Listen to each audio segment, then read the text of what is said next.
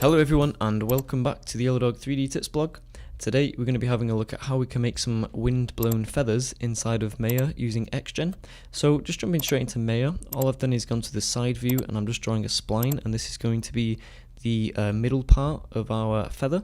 So with that spline created, we now need to make a circle nurbs.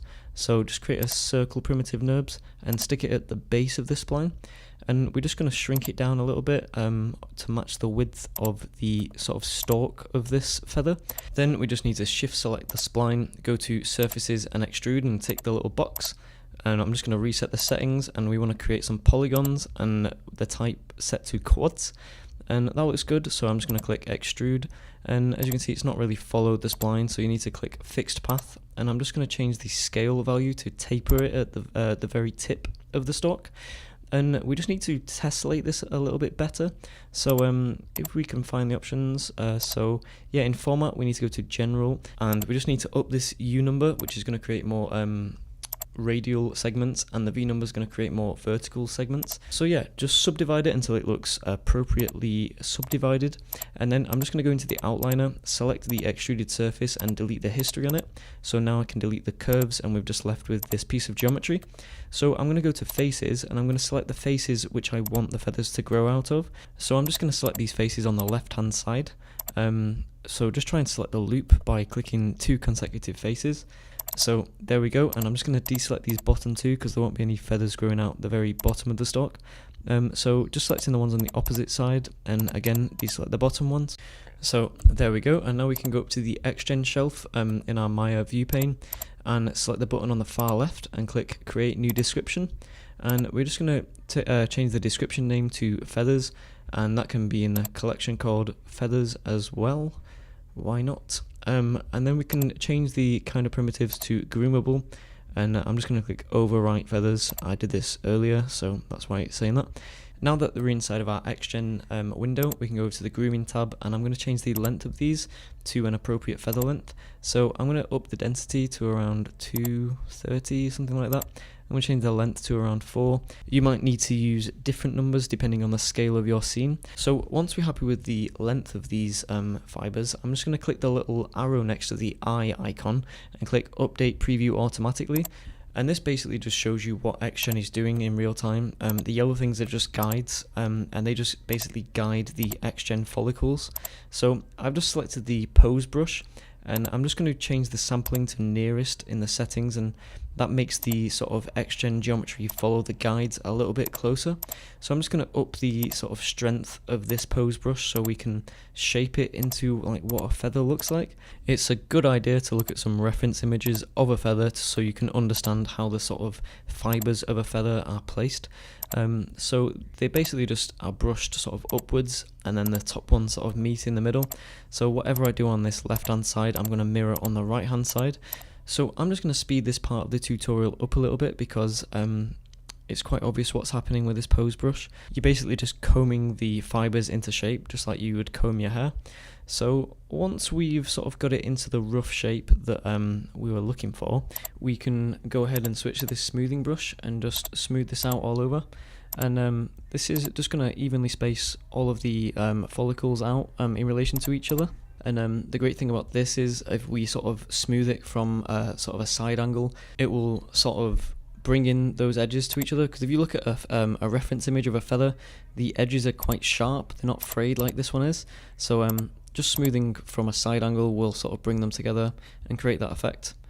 So again, I'm just going to speed this part up because it is obvious what I'm doing, and just try and follow along as closely as you can.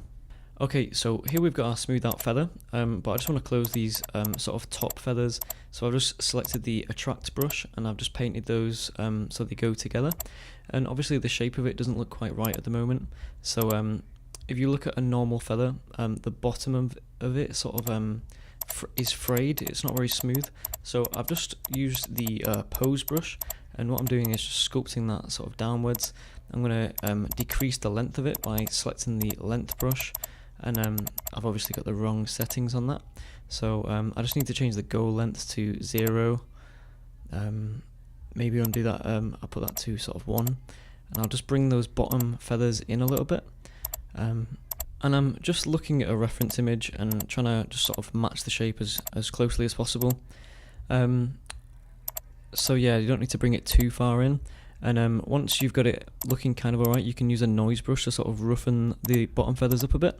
So that noise brush, just with the default settings, is doing a great job of sort of roughening them up. And we're almost there. This is sort of 90% of the look that we've got right here. So I'm quite happy with that now. It looks a lot like the reference image that I've got in my other monitor. But as you can see, the XGen follicles are all the same width. So if we go over to the primitives tab, which controls the actual XGen follicles, we turn the taper up, it's going to taper them in at the end and make them quite thin. So if we go over to the grooming and turn the guides off by turning off the visibility under the settings, we can see what XGen's created for us. And actually there's a bit of a problem at the bottom, and that's because this noise affects the width. So what we need to do is reset the width for them all. So if I just sort of change this slider of the width, and it probably needs to turn visibility back on, and if I turn it off again, it's made them all the exact same width. And I'm quite happy with the overall shape of this now, but now we need to add in our wind modifier. So if we go over to the modifiers tab and click the little add button, we can click wind, and so yeah, we've got a load of attributes here. The direction is basically an XYZ value. So I'm going to turn the Y value up to 0.5 so we get a bit of a updraft. Actually, I'm going to put 0.2, that's a little bit drastic, and I'll change the X value to around 0.5 so it's not too drastic. And I'm going to change the overall effect of this in the constant strength attribute to 0.3. And I'm going to change the gust strength to sort of 0.5, and this will do sort of intermittent gusts. And I'm going to enable noise and change the high frequency to 5. And under loopable wind, I just check this box, and now straight away we've got some animated dynamic looking feathers.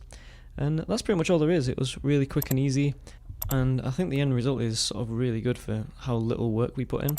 I'm going to change this constant strength up to 0.6 and see what that does. Yeah, it sort of thinned it out a little bit. I quite like that.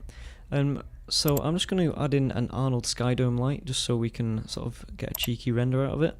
So I've just loaded in the IPR, and you can see straight away it's already got a shader on it. And the shader actually has some sort of specular values and things. It looks pretty good straight out of the box. I'm going for more of a black and white sort of feather, so what I'm going to do is select the sort of feathers main, and I'm going to apply a new material to it, and I'm going to apply an Arnold no, I'm not actually, that was a mistake. I'm going to add a Arnold hair shader, and I'm just going to modify this to match my reference image. I might as well load up the IPR so we can get some quick look development going on. But yeah, that's basically all there is. It's quite a complex sort of looking object, but it was really simple to make. So once again, thank you very much for watching. This has been the YellowDog 3D Tips blog. Stay tuned for more 3D tips. Cheers.